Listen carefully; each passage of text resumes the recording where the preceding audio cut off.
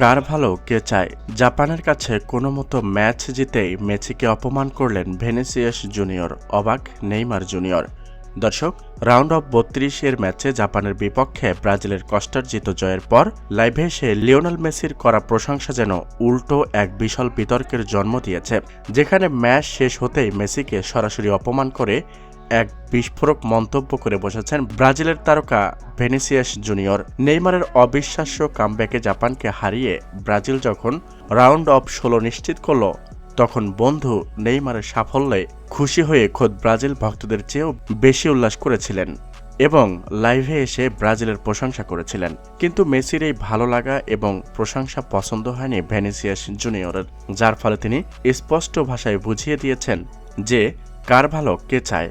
আর্জেন্টিনার অধিনায়ক আসলে মন থেকে ব্রাজিলের ভালো চায় না। জাপানের কাছে কোনো মতো ম্যাচ জিতে মাঠ ছাড়ার পর সংবাদ সম্মেলনে ভিনিসিয়াস জুনিয়র মেসিকে ইঙ্গিত করে অত্যন্ত আক্রমণাত্মক মন্তব্য করেন এবং বলেন যে ব্রাজিলের জয়ের পর আর্জেন্টিনার কারো লাইভে এসে নাটক করা বা বাড়তি ভালোবাসা দেখানোর কোনো প্রয়োজন নেই।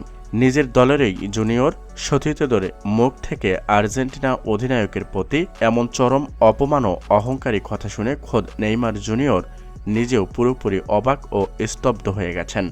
যেখানে নেইমার ও মেসির বন্ধুত্বের সম্পর্ক ফুটবল দুনিয়ায় সর্বজনীন, সেখানে ভিনিসিয়াসের এই আকস্মিক ও কাণ্ডহীন মন্তব্য ব্রাজিলের ড্রেসিং রুমের ভেতরের পরিবেশকে যেমন আশ্বস্ত করে তুলেছে, তেমনি পুরো ফুটবল বিশ্বে এক নজরবিহীন তোলপাড় ও সমালোচনার ঝড় সৃষ্টি করেছে। তো দর্শক, মেসিকে নিয়ে ভিনিসিয়াস জুনিয়রের এমন মন্তব্য আপনারা কি চোখে দেখছেন তা অবশ্যই ভিডিওর কমেন্ট বক্সে লিখে জানান। ধন্যবাদ।